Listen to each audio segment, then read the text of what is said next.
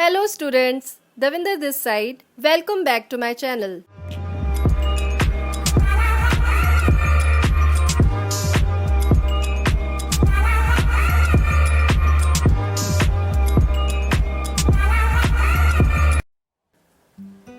Today we will discuss the first chapter, A Triumph of Surgery, written by James Harriet of the book Footprints Without Feet.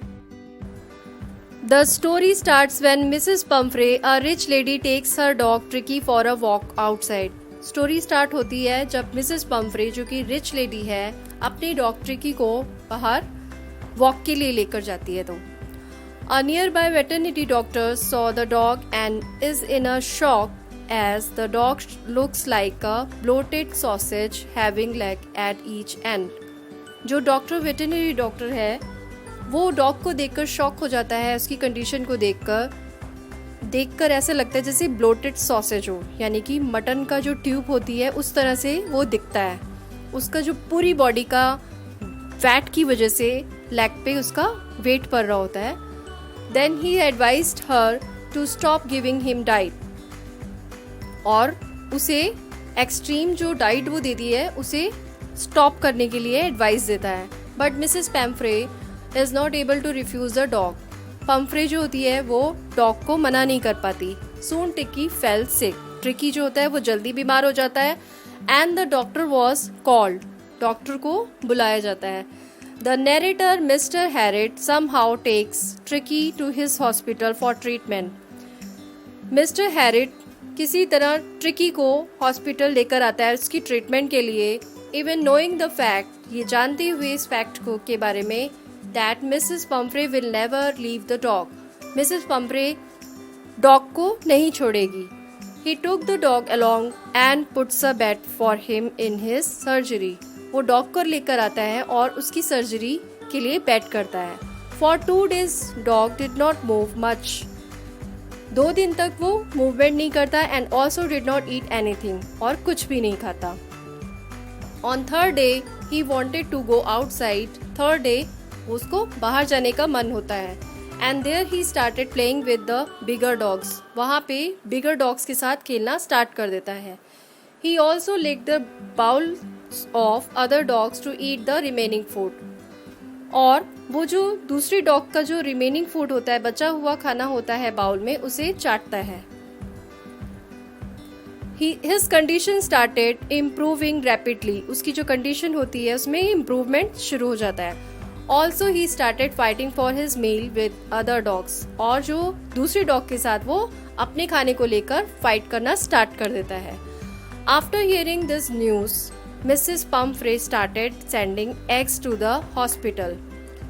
ये बात सुनकर Mrs Pomfrey eggs start कर देती है बेचना hospital में, as she thought that Tricky needed energy food for recovery.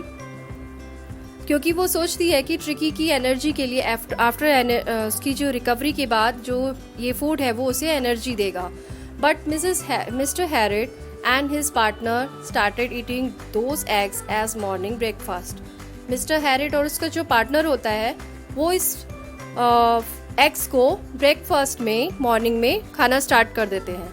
Also for improving ट्रिकीज blood, Mrs Pomfrey started sending wine in bottles. इसके बाद ट्रिकी के ब्लड में इम्प्रूवमेंट के लिए मिसेस पम्फ्रे वाइन की बॉटल को भेजना स्टार्ट कर देती है। But again mister Herriot consumed those. उसके बाद हैरिट जो है वो उसे कंज्यूम कर लेता है। Not only this, when he started sending brandy in bottle they consume that also. इतना ही नहीं, वो ब्रांडी भी भेजती हैं और वो भी उसे कंज्यूम कर लेते हैं।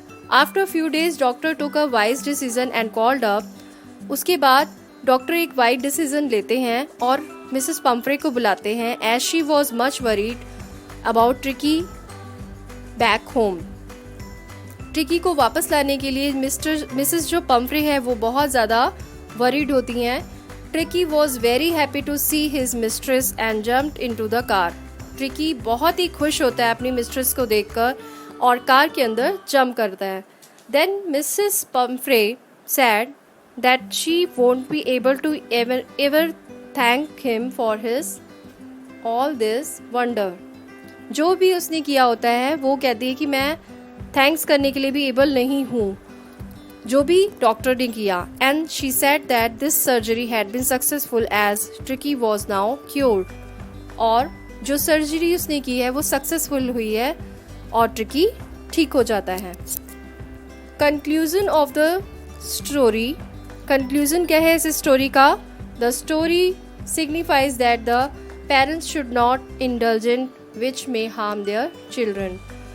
इस स्टोरी से ये पता लगता है कि पेरेंट्स को इतना ज़्यादा इंडल्ज नहीं होना चाहिए, किसी चीज़ में इतना ज़्यादा फोकस्ड नहीं हो जाना चाहिए कि वो बच्चों का हार्म कर दे. Okay, now this is the end of the story. I hope that you have understood. Keep learning. Thank you.